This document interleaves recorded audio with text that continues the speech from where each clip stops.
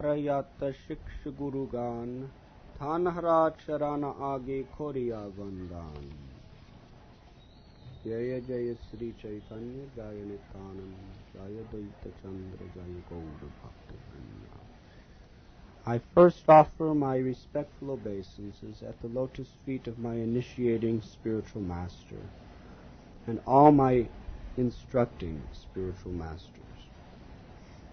Purport by His Divine Grace, A.C. Bhaktivedanta Swami Prabhupada. Srila Jiva Goswami in his thesis, Bhakti Sandarbha, has stated that uncontaminated devotional service is the objective of pure Vaishnavas, and that one has to execute such service in the association of other devotees. By associating with devotees of Lord Krishna, one develops a sense of Krishna consciousness and thus becomes inclined toward the loving service of the Lord. This is the process of approaching the Supreme Lord by gradual appreciation in devotional service. If one desires unalloyed devotional service, one must associate with devotees of Sri Krishna. For by such association only can a conditioned soul achieve a taste for transcendental love and thus revive his eternal relation with Godhead in a specific manifestation and in terms of the specific transcendental mellow or ras that one has eternally inherent within him.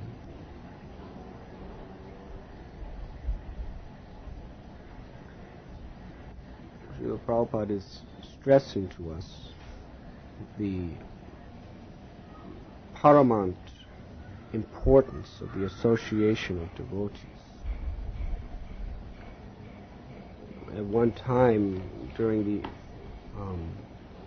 life of Srila Prabhupada on this earth, one of his senior devotees was feeling that he wanted to execute Krishna consciousness in a secluded place. And he was even criticizing his godbrothers because apparently there was misunderstandings and sometimes even some politics. And Srila Prabhupada, after hearing and examining the contents of this man's heart very carefully, he explained in a letter that for you to think that you can make any spiritual progress without the association of devotees is simply an imagination. It is not possible. Because you see, what Srila Prabhupada, the great acharyas, are trying to give us is the true substance of pure devotional service. As far as some shadow of Krishna consciousness, which appears to be Krishna consciousness, appears to be something very blissful and nectarine, but isn't the real fiber of learning the art of surrender, which is the preliminary for entering into any rasa with Krishna. It is an imagination. And therefore Srila Jiva Goswami is explaining here in the Bhakti Sandarbha that it is that one must associate with devotees of Sri Krishna, because by such association only can a conditioned soul achieve taste for transcendental love. So we have seen even from our own temples some of our devotees. They want to just go to Vrindavan and roam through the groves of Vrindavan like a Saki. Where is Radha? Where is Krishna? And just they're dancing, they're chanting, they're laughing, they're going to all the festivals. They're like this. But you see, such persons have not understood the real fiber of surrender. We may think that here we are in Bombay, suffering, so many inconveniences, polluted city, materialism all around, risks of falling down at every step, and there's so much pressure on me to do so much service, and because of all this pressure, sometimes even the devotees argue and fight together. I don't feel like I'm really Krishna conscious.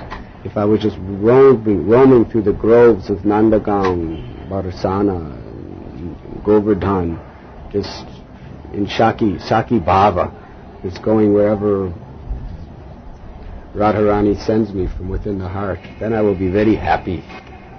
No worries, no problems, no tensions. Very, very happy. Yes, you can enjoy, but that is all. You cannot be purified very well by this process. Because in Bhagavad Gita, we learn the art of surrender. We learn the art of being disciplined by the spiritual master and being disciplined by the congregation of devotees. And this discipline is the prerequisite. If we try to jump ahead to the level of the 6 Goswamis, then we will simply be fooling ourselves, and there will be no purification. Therefore, under the order of a bona fide spiritual master, we must learn how to discipline our lives, regulate our lives, and perform tapasya, perform austerities for the sake of purification. And of course, here it is explained very, very strongly, because Srila Prabhupada had a great concern that if devotees don't understand how to associate with one another properly and the importance of that association, then even in the name of Krishna consciousness, there will be no real spiritual advancement. People may appear to be very advanced. Sometimes we see people who go to these holy dhams, they appear to be very advanced because sometimes they're even crying tears when they're chanting. But Srila Prabhupada explains that those tears wash away all the Vedic conclusions. Because the conclusion of the Vedas is to surrender. And what does it mean to surrender? It means tapasya, it means discipline. Not just doing what you like to do and being who you like to be with.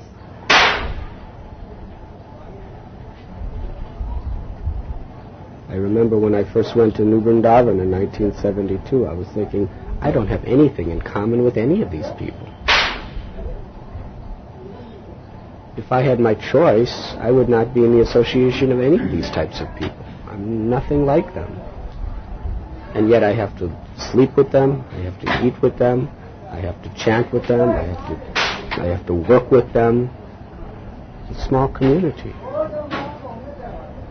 But then I understood from Srila Prabhupada's Causeless Mercy that this is part of the process of surrender. To learn how to associate with these devotees for Krishna consciousness, not for my pleasure, not for my enjoyment.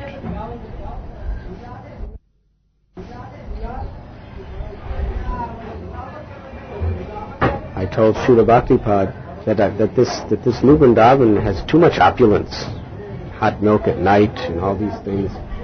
And Bhaktipad said that Prabhupada, he quoted Prabhupada said, if you are living under a tree and you're asked to live in a palace, you should live in a palace.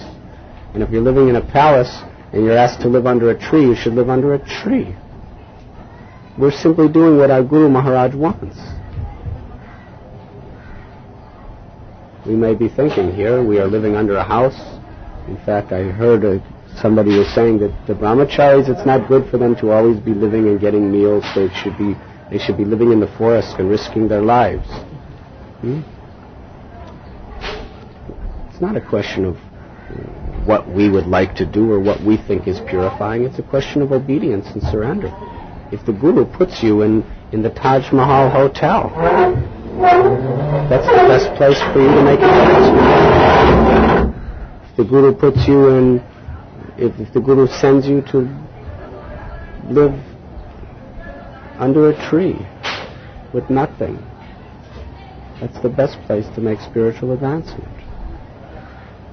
Srila Bhaktipad said to me, your problem is you're too attached to your tree. And I understood. Prabhupada was speaking through him.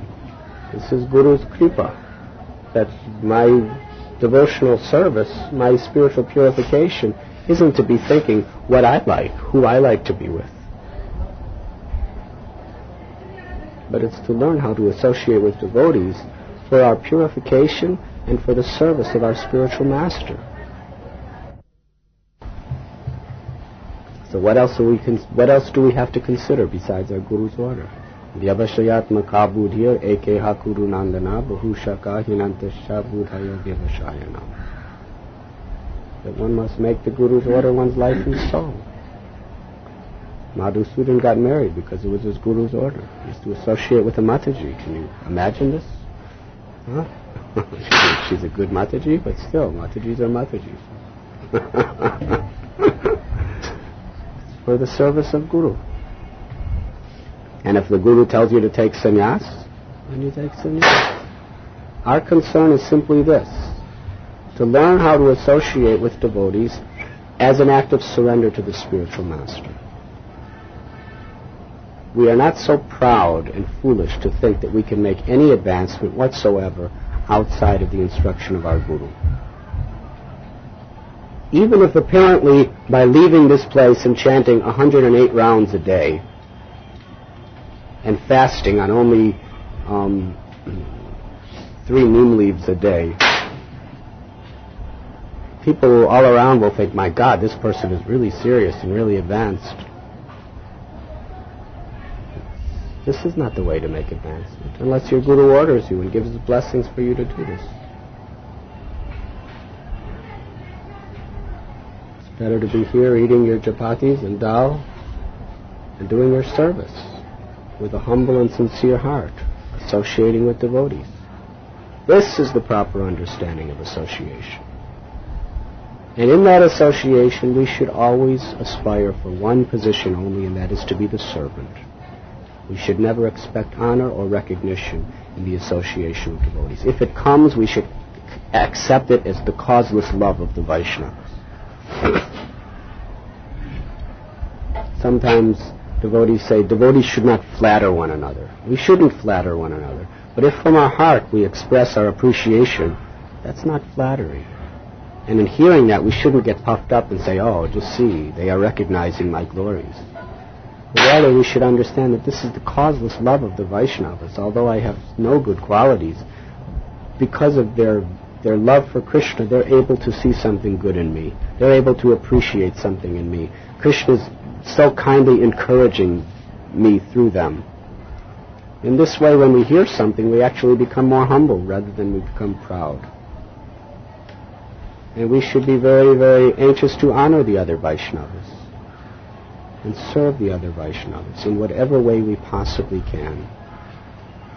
This is how we properly could understand the importance of association of devotees. If one develops love for Krishna by Krishna-conscious activities, one can know the Supreme Absolute Truth. But he who tries to understand God simply by logical arguments will not succeed, nor will he get a taste for unalloyed devotion. The secret is that one must submissively listen to those who know perfectly the science of God, and one must begin the mode of service regulated by the preceptor. Here Prabhupada is describing so nicely how to understand the absolute truth. We must submissively hear from those. It doesn't only say the Guru, but anyone who is properly repeating the words of the Guru. The Guru's words in themselves are absolute. They are the word of God. Therefore, when various devotees give class every morning, we should be just as attentive to them as we are if our own Guru is giving class, because factually our own Guru is giving class. There's two ways of association with Guru. One is Vapu and one is Vani. Vapu means his physical presence. Vani means the sound vibration. Physical presence, Prabhupada explained, should take advantage of whenever the opportunity is there to as much as possible. But it is not near as important as the Vani, or the association through sound vibration. Because the association of Guru through sound vibration, if we are sincere, will be with us always, 24 hours a day throughout our life. But his physical association may or may not. Therefore, we must understand that wherever the words of our Guru are coming, our Guru is there through Vani. When we read his books, we are with him. When we remember his instructions, we are with him. And when someone is giving a class or preaching, and they are preaching the message of Sanatana Dharma as is coming through Guru Parampara, we should understand that our Guru is, in fact, speaking through this person. And if our Guru is, in fact, speaking through this person, then how much we should be anxious to respect and hear his words. This is how we should associate with one another. We should factually see one another, not only the Ritvik Guru, but we should see every one of our God brothers who is in any way serving our Guru and repeating the words of our Guru. We should see them all as representatives of our Guru, and we should honor and respect them accordingly. Wherever the Guru's sound vibration is coming, we must not see that as being separate from our Guru. And that means all of you together. When you give a class to one another, when you preach to one another, when you are repeating the word of your Guru Maharaj, all others should understand that my Guru Maharaj has come through Vani. And when we understand this type of association, then we will really, really, really be entering into the realm that Jiva Goswami is discussing. Of that type of association of devotees where the Guru's remembrance is constantly within the hearts of one another. And we are constantly helping each other to remember the Guru. Not just by talking about his pastimes, that is nice, but most of all by discussing his instructions and how we can serve him.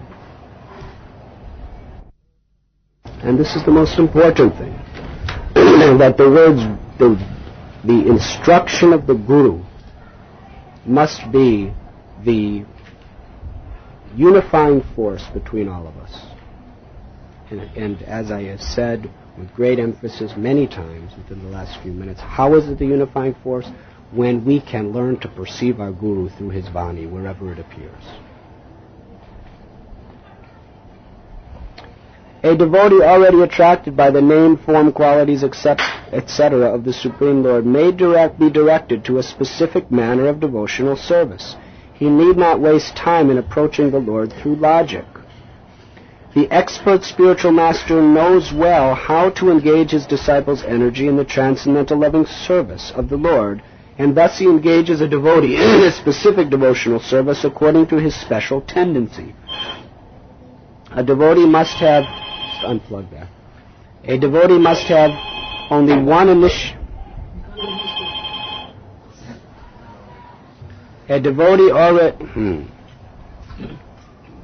devotee must have only one initiating spiritual master, because in the scriptures acceptance of more than one is always forbidden. We were discussing the other night this idea of jumping from one guru to another.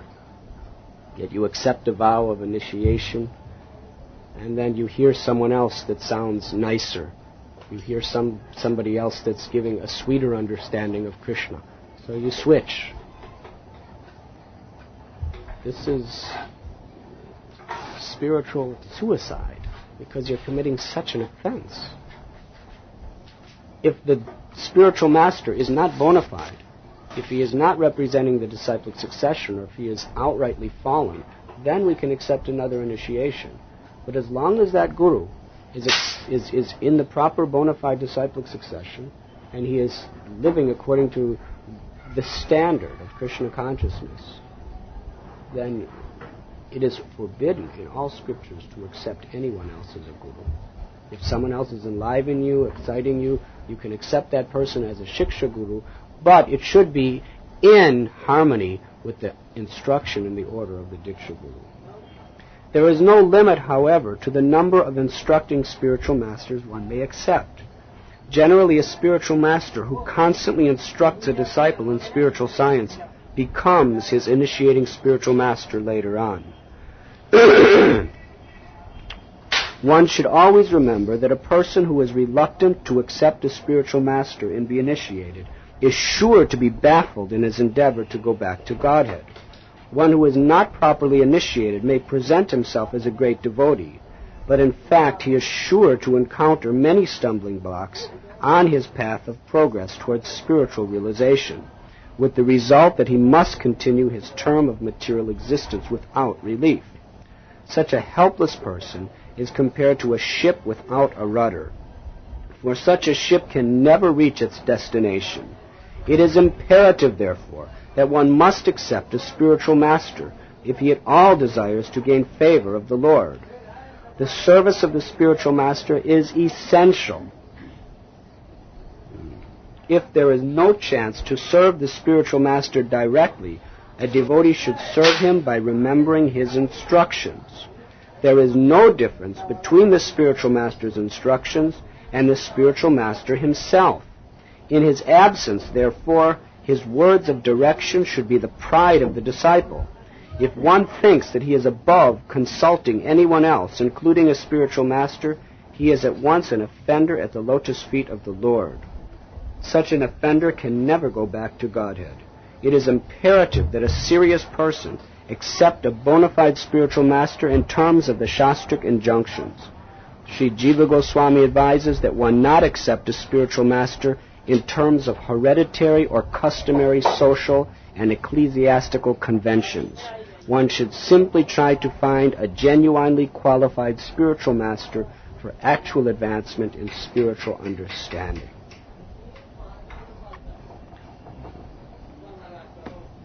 Srila Prabhupada is explaining how the service of the spiritual master is essential, and how if one cannot serve the spiritual master directly, one should serve him by remembering his instructions.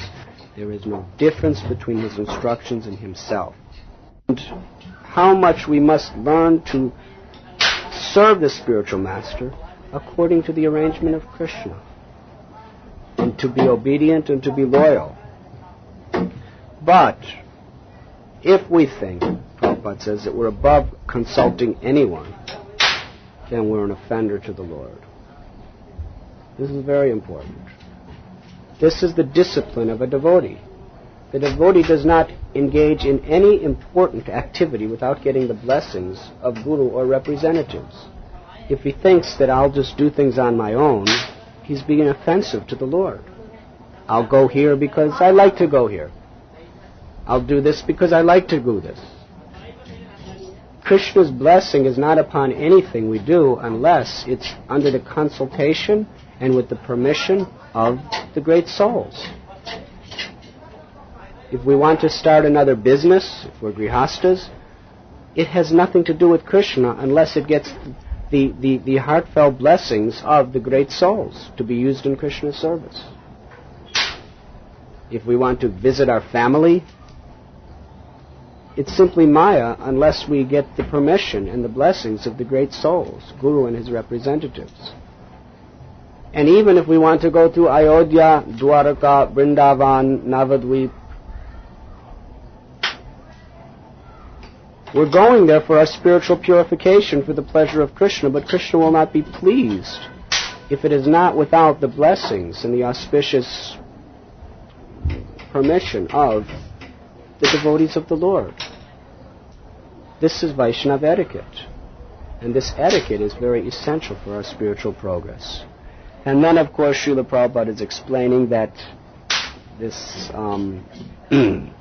accepting a guru that for customary social purposes is not really accepting a guru at all. Accepting a guru hereditary, it's like sometimes castes have their gurus, special guru for the caste, and everyone in the caste has some formal relationship with the guru. But this is not really at all what is spiritual life. We must find someone, and not simply accepting anyone, Prabhupada says, for ecclesiastical conventions. That means because this is the institution, this is the person you are assigned to accept. Even within our own movement we have this. This is the movement, this is the person. You are in this geographical area, this is the person that you are assigned to accept. If you really in your heart are able to follow that direction, accept them, then that's good. But if not, we must look for someone who is genuinely qualified if we want real advancement in spiritual understanding. Is there any questions? Yes.